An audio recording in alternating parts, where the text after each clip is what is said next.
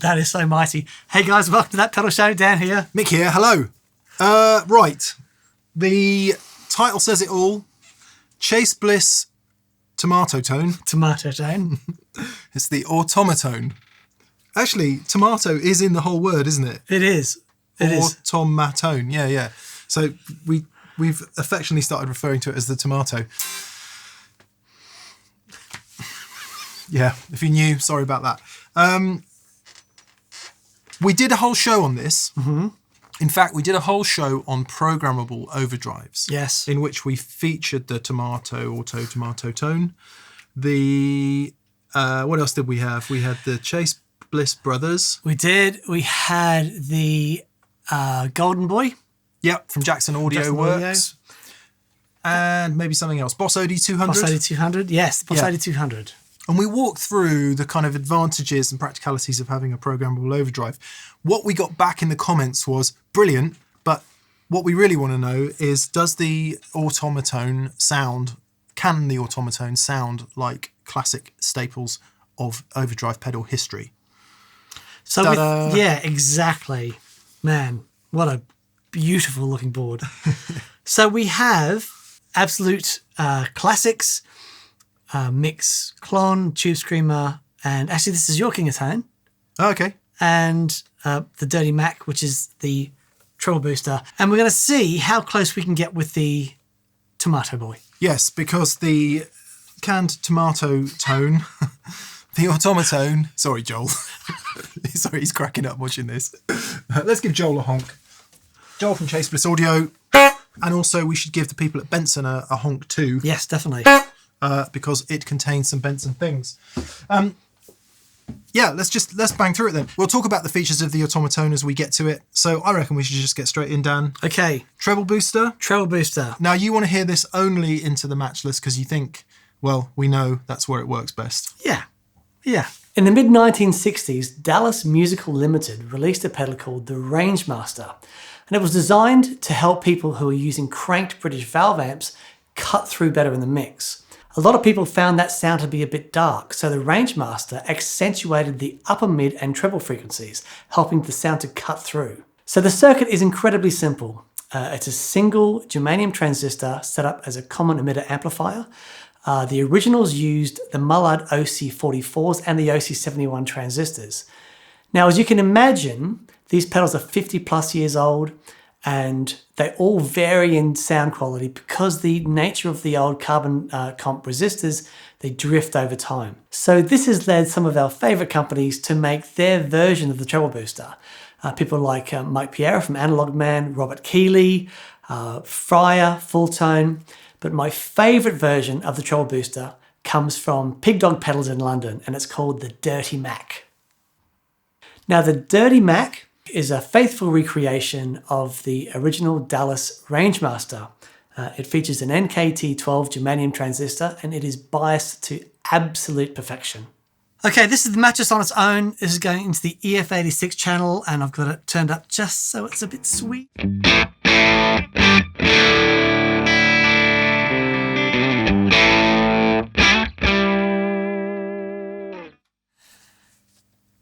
Now, treble booster into that.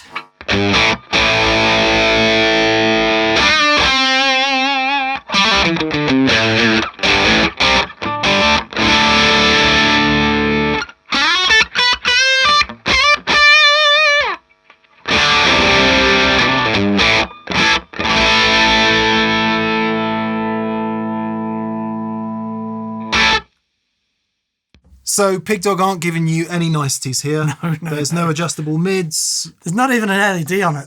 You know, it's as the originals were. No LED, nothing fancy. You've got your control, level control. That's it. 5 nanofarad capacitor on the input, so it shelves off everything except the high, mids, and treble, and that's what works beautifully. So let's have a quick listen to what it's actually doing then. It is shelving off a load of bottom end. It's pushing those upper mids and trebles. Yep. Just give us that AB again. Okay.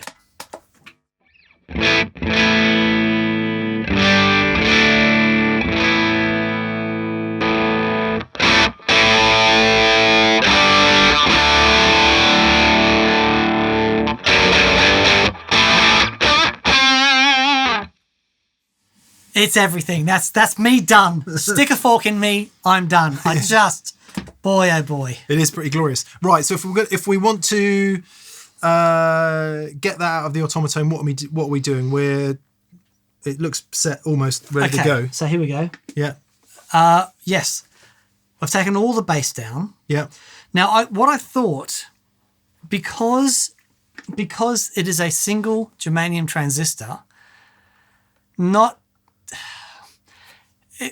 it's sort of the same sort of thing that you find in a fuzz circuit, where as you turn it up and the gain increases, you're hitting the rails, and that's what gives you the fuzz. But the thing with the fuzz in a treble booster is it's actually asymmetrical.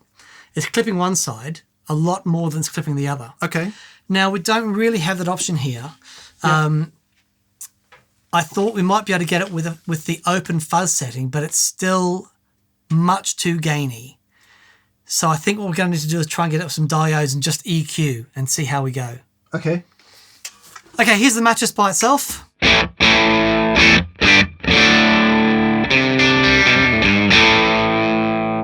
So it's limiting, it's going to lovely natural overdrive. Here's the dirty Mac into the matchless.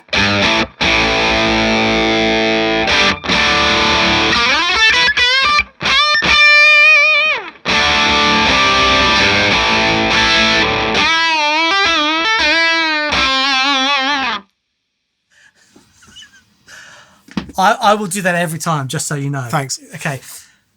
Now, here we got the Automatone set up as flat as we can, okay? So here's that.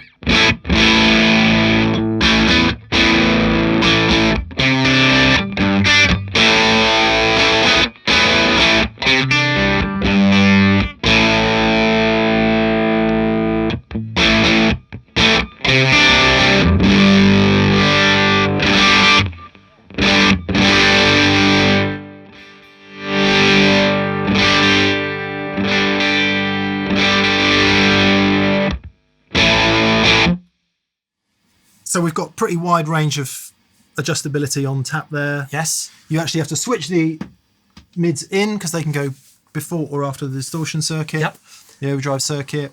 And as you heard, I just made a few changes to set the bass there. Sure. I would say let's try the mids pre-gain. Blue. Because if you think about the way the treble booster works, it's that filter cap on the input that filters all the bass out, and then that hits the gain stage. So that will sort of make the most sense to me. Far out, man! It just sounds amazing. Let's remind ourselves how much bass there isn't in the. I'm holding that down because, as you'll see as we go along, we've got the Automatone set up to switch automatically. Oh my God. I just love it. So we have to save it each time so that it doesn't mess up every time we change it. Yep. And let's remind ourselves with the Dirty Mac then.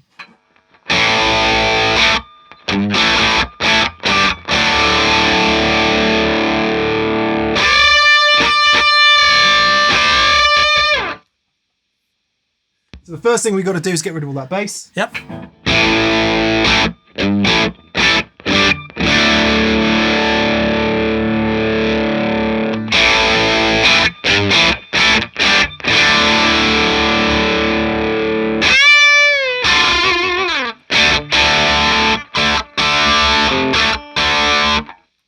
There's a real honk. There sure is. On the mid-range. So what do we do that? Make the Q smaller? Make the Q smaller. So blue is smaller. Okay, blue is one bit smaller. Let's see if we can find the mid-frequency. Okay.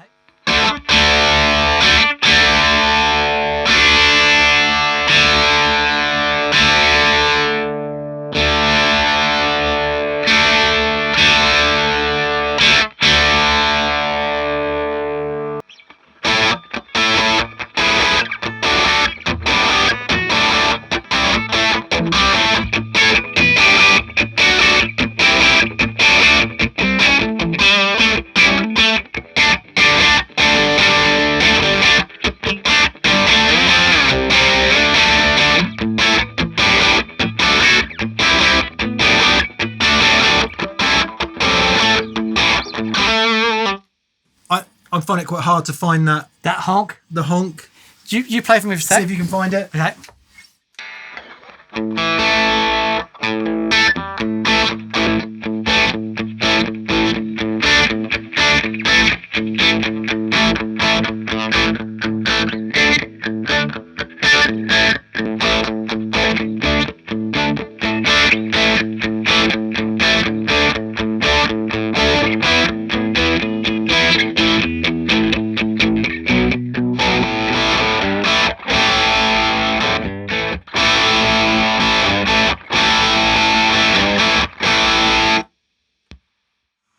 You're not a million miles away. I'm not a million miles away. Sorry, just one more. It's painful for the poor old audience, I think.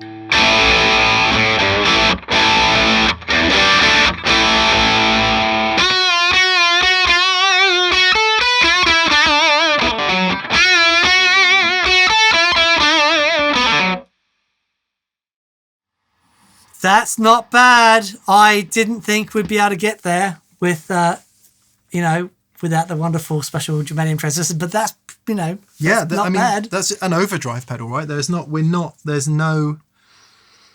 exactly what Dan just said, there's no fancy ass NOS no germanium thing in there. It is just an overdrive pedal at this point. We don't even have the fuzz circuit switched in. No.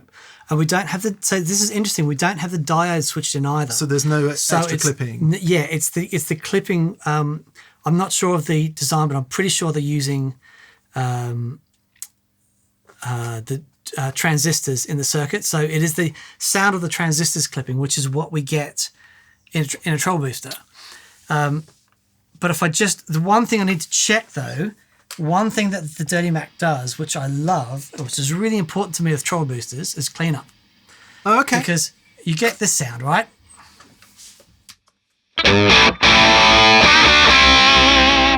But then, neck pickup, volume back a little bit.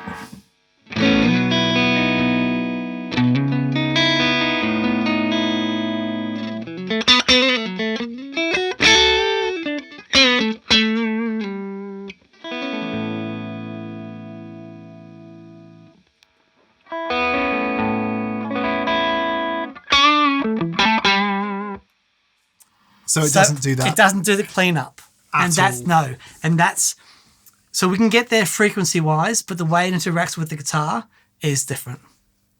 Interesting. Yeah. So full on flat out treble booster. Great. Nearest damn it. Yep. Then everything back from there, not so much. Not so much. Okay. Yeah, I'll tell you what was interesting. When you turned down, the sort of honkiness of the mids went through the roof. Right. Didn't get all nice and lovely and clean. Sure. And that's the thing with the input impedance. Yeah. The Dirty Mac's got, I think, like 12K, which is super, super low. Right. But that's part of the interaction. So yeah. So we must check that when we get to the Fuzz Face. We must indeed. Right. Okay, next. King of Tone. King of Tone. The King of Tone from Analog Man is actually a collaboration between Mike Piera and Jim Wider. Jim from the band The Band. Now, Jim had an old TS-808 that he really liked, but a couple of issues that he had with it. One, it lost too much bottom end. Two, it was too emphasized in the mid-range for him. And three, even though he liked the sound of it, it colored the tone too much for him. Jim and Mike started working with an old blues breaker simply because it had more of a flat EQ response. In the end, it actually doesn't sound much like a blues breaker at all. It has much less gain and much less coloration than a blues breaker. So the King of Tone is actually two of these circuits in one pedal, and you can set it up so you can have boost on one side and drive on the other. There are dip switches inside that allow you to select the diodes that you want. Either select no diodes, soft clipping diodes, which is diodes in the feedback loop of the op amp, or hard clipping diodes, which turns on a set of diodes after the op amp and gives you more of a distortion sound. The circuit also includes a treble booster circuit, which is more like a presence control that you can tweak for each side of the pedal. So this is the version 4 released in 2005, and it basically became an instant classic. The amount of attention to detail that's gone into creating this pedal is quite extraordinary. Actually, Mick and I were lucky enough to visit Analog Man and see these being put together. All of the low gain overdrives that I try, I always put it up against the King of Tone, And inevitably, this is still my favorite low gain overdrive.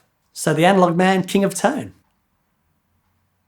We're just going to use one side of the King of Tone, which is, as it comes set from the factory, this is the low gain side.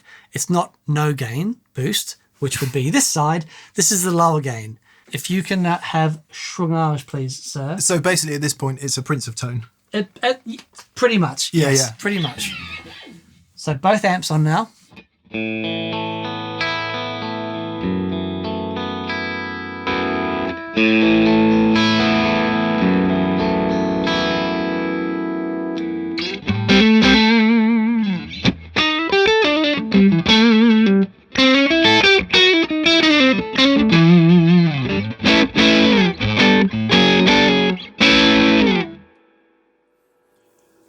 Far out, man. What always amazes me about the King of Tone is how mid-pushed it is. Right. Because given everything you said in your VT there, we don't think of it as a mid-pushed overdrive, but it still is. It's still, it's still in that world. Absolutely. Yep. Okay, so what I'm hearing there then is a mid-push. Still decent presence up top. Yes. Which we will hear when we come to the Tube Screamer. But again, it's just a nice fat overdrive, isn't it? Yeah. So let's click on the silicon diodes as well. Yeah. And then we're also going to put the mids after the gain stage. So here we go. Dan might have pre-programmed this.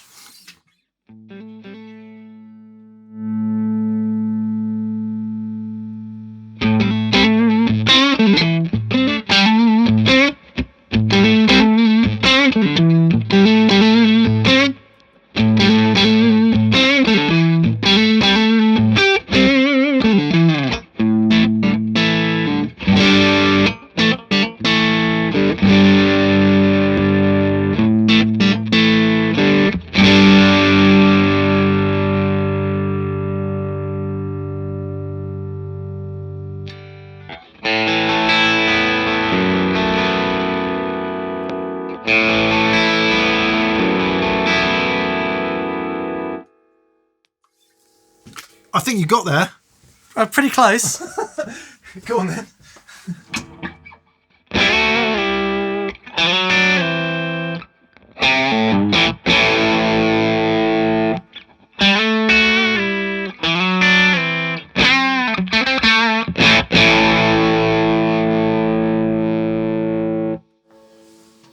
Let's put the gain down a little bit. Yeah, over here.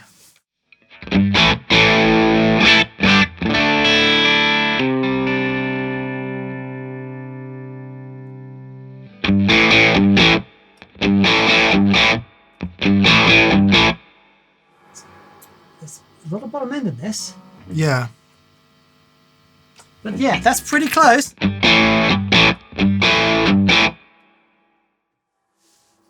Be interested to hear with this guitar. I think the King of Tone is overdriving a little bit more. We should be able to hear that pretty clearly with this guitar, right? Okay.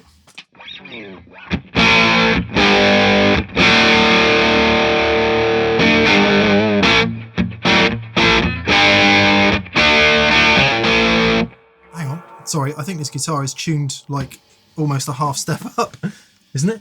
Am I hearing that? Yeah. Yeah. Sorry.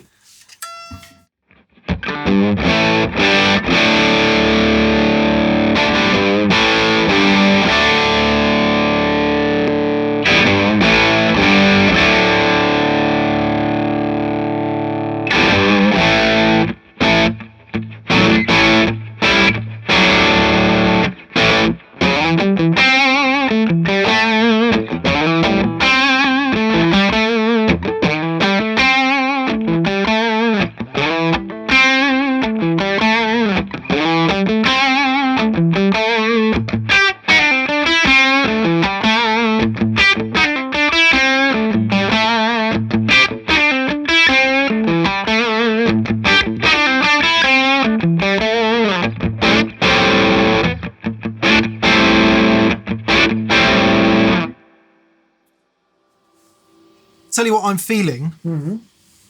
Like the Automatone's got more headroom. It's compressed differently, right? In it. Yep. And it sounds actually, it's called a preamp, but it sounds more preampy, sounds more ampy to me. Let's give it a harder job. Let's stick the other side of the KOT on and get that to the point where we're happy. Okay. Both sides of the KOT. Okay. Because that's the glorious thing about the KOT, isn't it? Yep.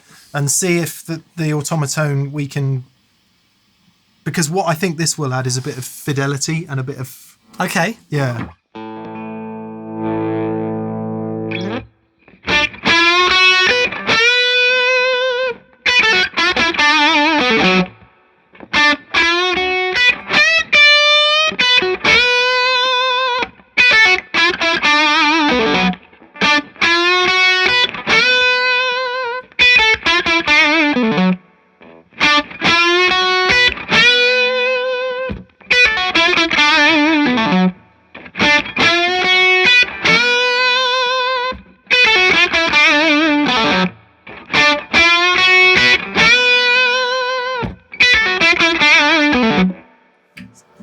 It's pretty good. It's pretty good.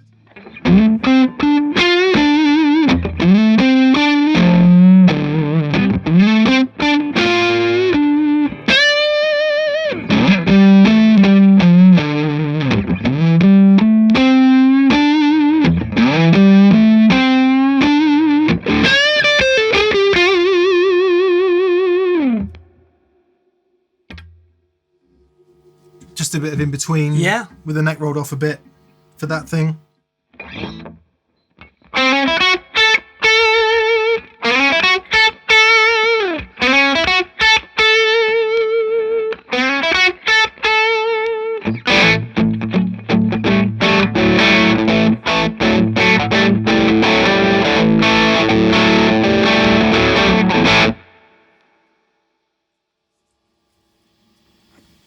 Boy, oh boy. Pretty close. Oh, wow. Yeah, and I think the observations from the previous show, for me, are underlined in that thing that we were talking about, fidelity. People were like, not really sure what you mean by that. Just the depth of it and the kind of bigness of it. I'm surprised by that. So am I. By the way, for anyone wondering, this is a Tom Murphy aged 57 Les Paul Cold Top. Yes, it is, custom shop, owned by my friend Neville Martin, who's lent it to me for a little while. Astonishing guitar. It really does sound, sounds like they should sound, I think. Yep. Anyway, I think if we're going to hit Tube Scream, I better go back to Stratland for a second. Sure. Because he's a Stratland. Yeah, the Strat man. Well, Beatles Special Edition. Oh, yeah. Yeah. From this album, too. What was it? Was it on Revolver, Taxman? Yes. There you go. And I think they got these Strats. George and John got Sonic Blue Strats. George's became Rocky and John's got lost or ended up somewhere else. Right. Anyway, Revolver and Rubber Soul featured Strats quite a lot. Blue ones like this, but older. Okay, here we go. The venerable Tube Screamer. Okay, 1979, the Tube Screamer comes out. It's designed by a guy called Susumu Tamura, and he worked for Maxon. He was an engineer there. Maxon made pedals under their own name, but they also designed OEM stuff for Ibanez. The 808 was the first one out. They've changed a lot down the years, but the classic spec is generally considered to be a JRC 4558D op-amp with a pair of clipping diodes. Interestingly, it was the first pedal to use soft clipping in this way, where the clipping diodes are placed in the negative feedback loop of the op-amp. Okay, so in this day and age, whether it sounds like screaming tubes is probably a moot point. What it does spectacularly well is gives a mid-range hump around 500 to 800 hertz. It also rolls off quite a bit of top end and has a really interesting effect in the bottom end. The overdrives increasingly less the more bassy you go, which means the bass end stays non-overdriven, which means it stays tight and defined. Add a bit of compression in the overdrive, and this all adds up to a perfect partner for a clean type Fender amp of the period, which were pretty mid-scooped, pretty spiky sounding, and could flub out in the bottom end. And it became the sound of ages, in my book anyway, largely down to Stevie Ray Vaughan, which is where I stumbled across the Tube Screamer and why it became my favourite overdrive. That said, you're just as likely to hear one juicing the front end of a PV6505 or a Messer Dual Rec in metal music. I think we'll probably stick to bluesy territory today. have stringage. How do you set your tube screamer, by the way? That'll do. That'll do. Like that. Yep. Let's hear it without the tube screamer first, shall we, Daniel? I think so.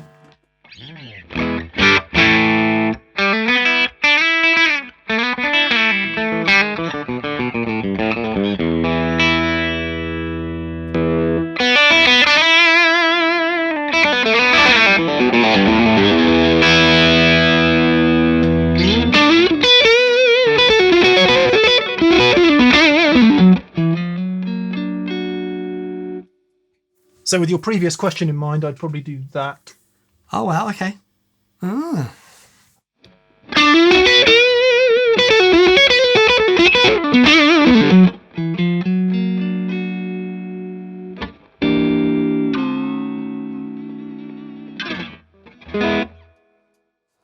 Yeah, a bit less gain, bit more overdrive. That would be the... Especially if the amp was overdriving a bit more than it is. But right, that's where I would have it. So what are we hearing there then? All the things I mentioned in the VT. Yep. Although it should be said, this is a Keeley modded one, so I think they put some of the bottom end back. Right, it does sound rather thick and luscious. Sorry.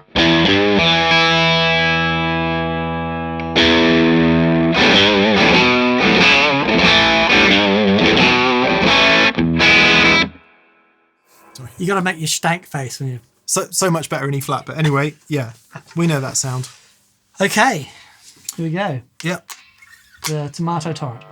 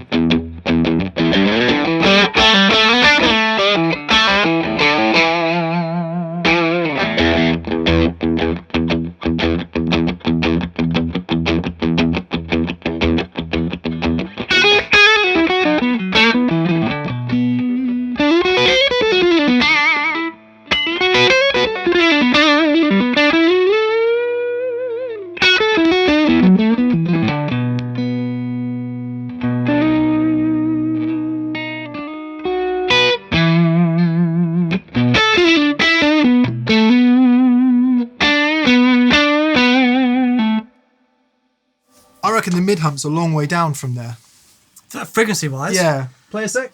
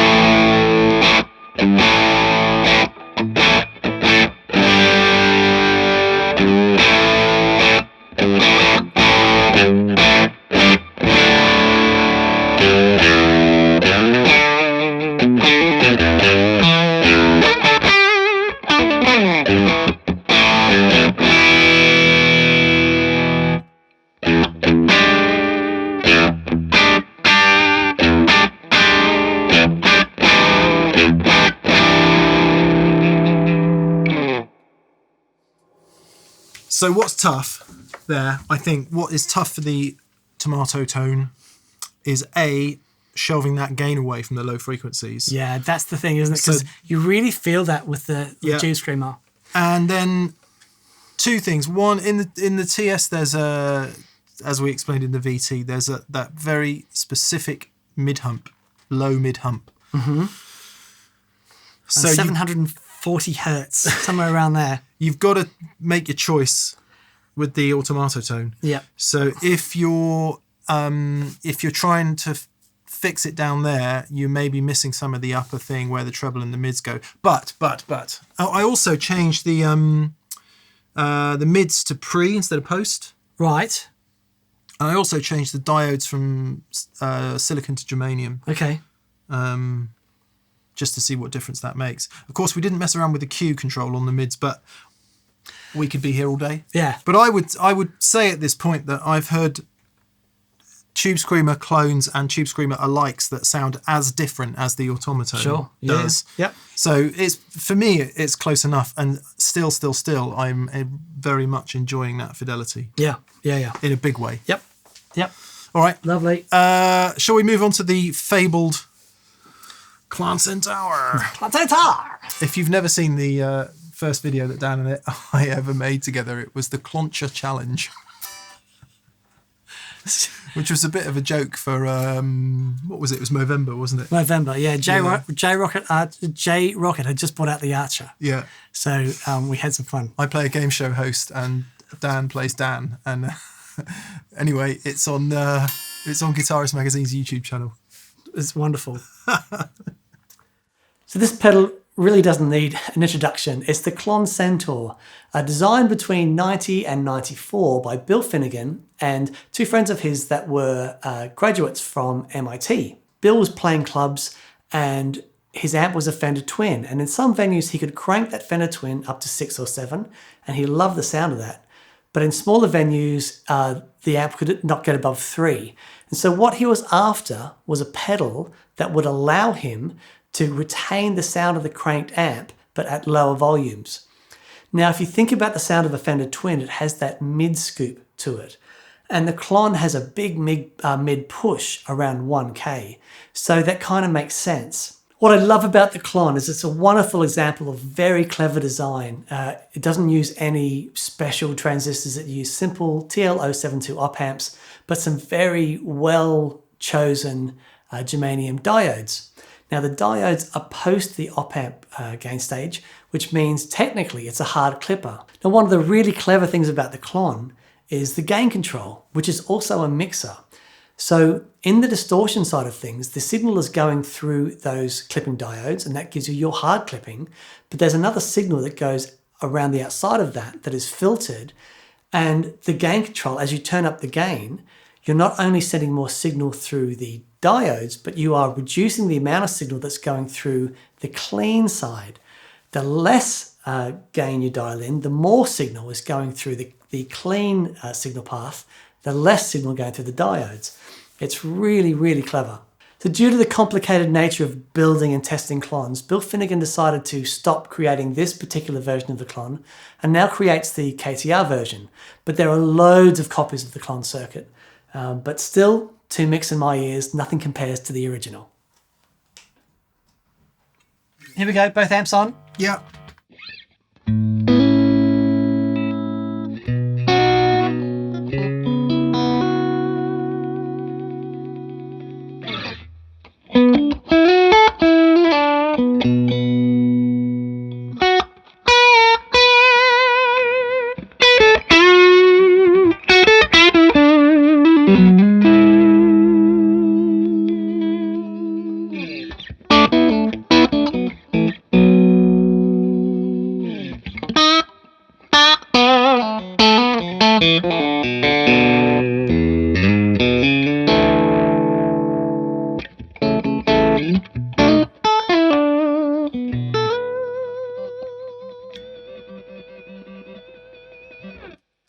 Sound of angels weeping.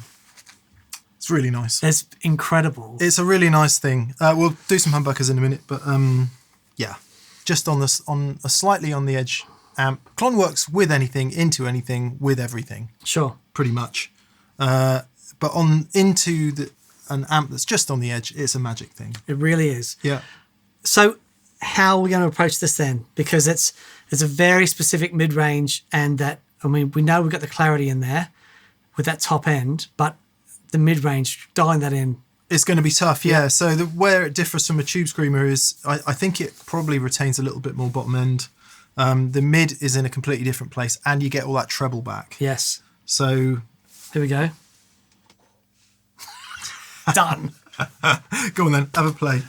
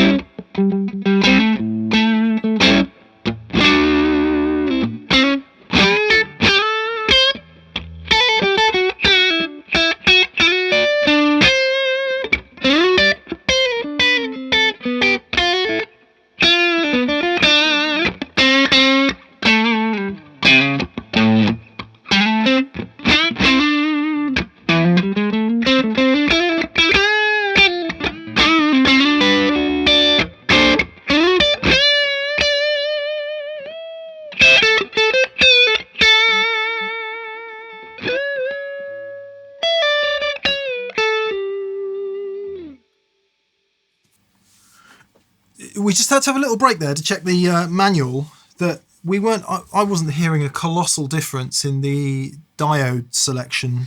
I think one of the things with that is when you normally change diodes, especially when you turn them off, and you have designs where you've got like switches between asymmetrical clipping, symmetrical clipping, and no clipping. When you take those diodes out, there tends to be a massive volume jump. Yeah, they've sorted out all the volume differences with this, so you're not getting that. It's just the difference of the sonic. You're getting the things. tonal difference. It's very subtle. It's very subtle. All right, what I was about to do, seeing as we are dealing with the Klon, was put in some germanium clipping diodes because that's the magic bit of the Klon by all accounts. Yes. As long as you've got the gain knob turned up a little bit. So sorry, Dan. No. As you were. Okay. The Klonage.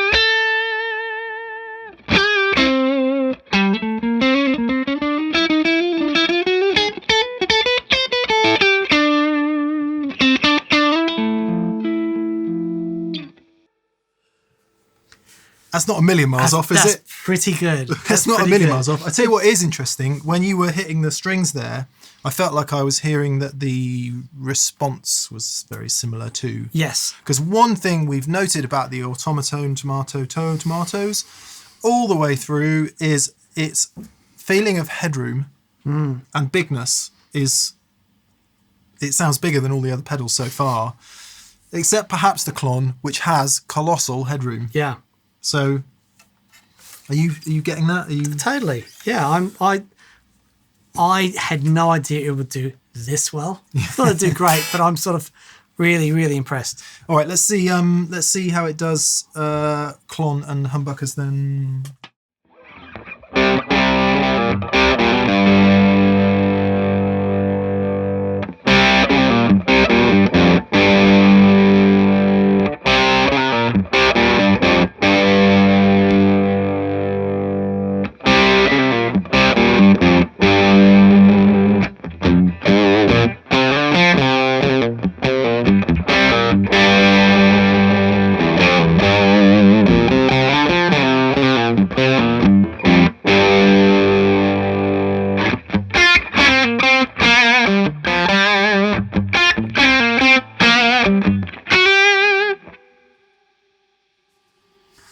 It's really good. Pretty there, isn't it? It's really, really good. I think you adjusted the nose on the mids a bit. Yeah, just a...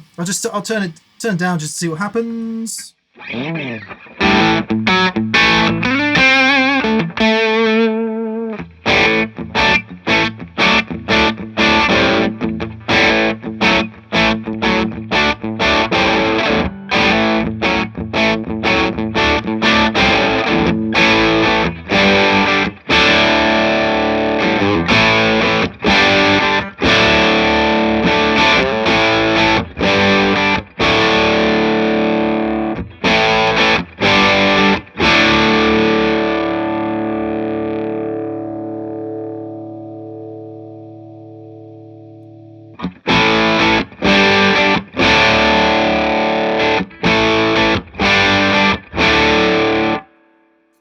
Far out, man. It's really interesting in the mid-range. Yeah. Because this characteristic of this guitar is it is pretty honky sounding. It is really, really lovely kind of vintage sounding guitar. And you hear that real character in the mids. Just indulge me some neck pickup stuff before we move on.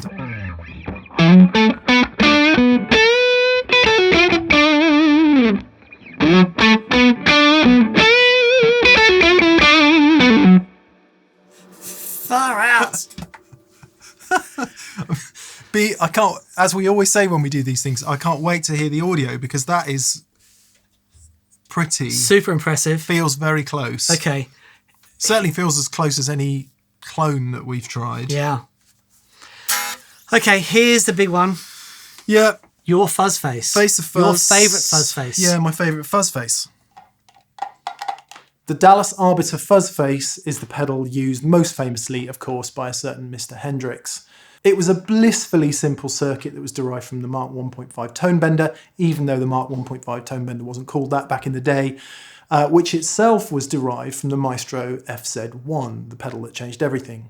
So notably, the Fuzz Face is a 2-transistor design.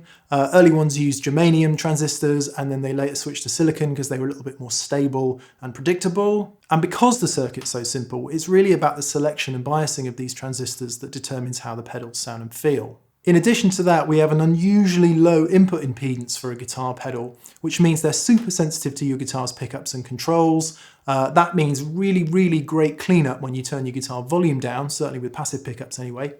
But you run into problems when you add buffers before the pedal, such as wah-wahs, univibes and all that kind of stuff, which is why placing them can be so finicky on your pedal board.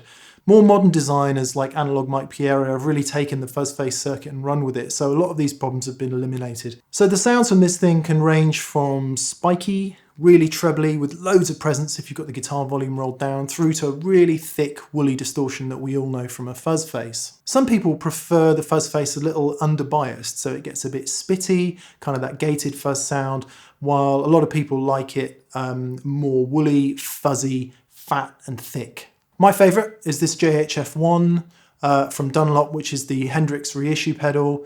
Maybe it's 10 or 15 years old perhaps. It has 2 BC108 silicon transistors and it is the best cleanup fuzz I have ever heard. Let's get fuzzy.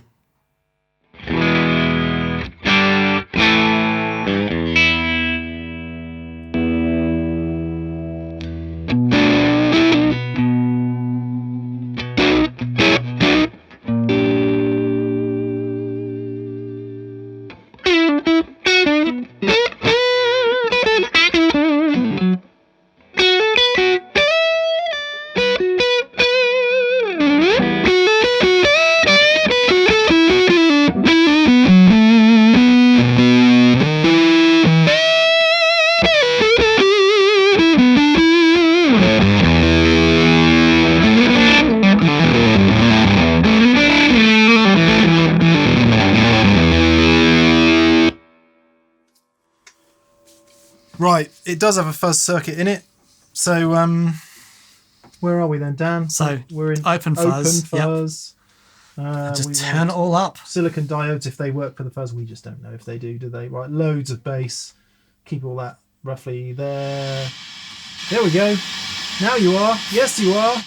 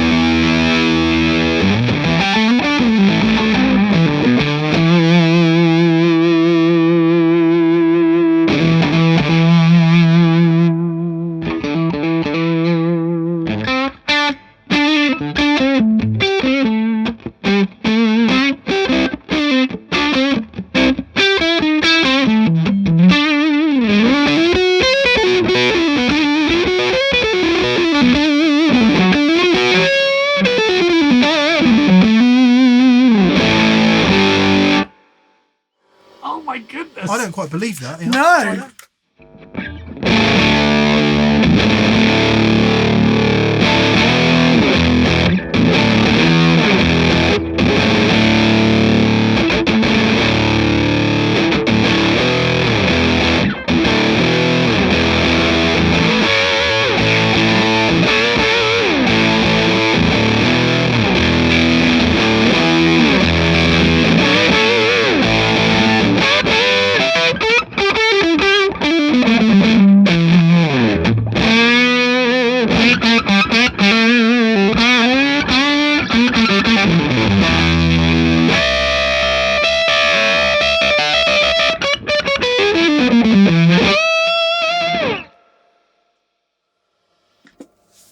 Okay. I was not expecting that. Genuinely not expecting that. It's got clean up. It cleans up, more or less the same. Yeah. I've never heard a fuzz clean up like your fuzz. No, but it's got some other things that I actually almost prefer. Again, the fidelity. The ability to go, oh, this is just a little bit, I need a little bit more mid there or something. Actually, we didn't even have the mids turned on. Quick. That's the confusing, I find that very confusing about this pedal. You have to have the mids turned on.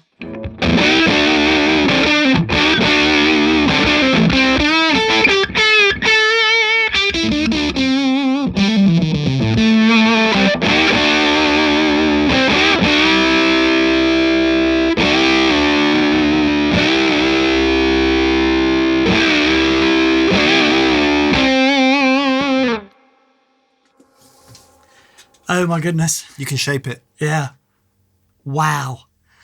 So far for me, the only thing that I haven't been able to get out of it is the cleanup on the treble booster. Yeah. Everything else is really close. Ballpark. But the fuzz is crazy. Yeah, I was really surprised by that. And then, of course, as you sort of saw briefly, you can scoop the mids, boost the mids, change the EQ to get it in the ballpark of other fuzzes. Man, that is really, really killer. And I think in doing all of this, we have also shown that if you have a MIDI-capable machine, you can change it on the fly as well. Yeah. Wow. Right, there we go.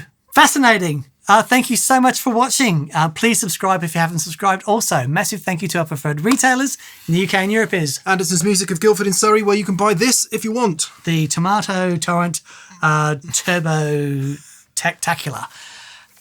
Also, to our friends in Australia. Pedal Empire of Brisbane in Queensland. And also, Sweetwater, links. Yeah, links down below. Click the Sweetwater links. If you buy stuff, Dan and I get a kickback, and it helps us greatly.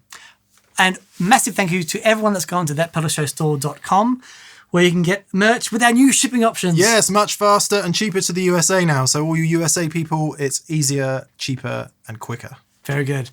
And also to our patrons on Patreon, guys. Thank you so much. Thank you very much. Well, this is fascinating. I can't wait for Monday and for the VCQ Live. So join us on Monday, 5 p.m. GMT here. All right. See you there. Have a great weekend. See you soon. Cheers, guys. Bye.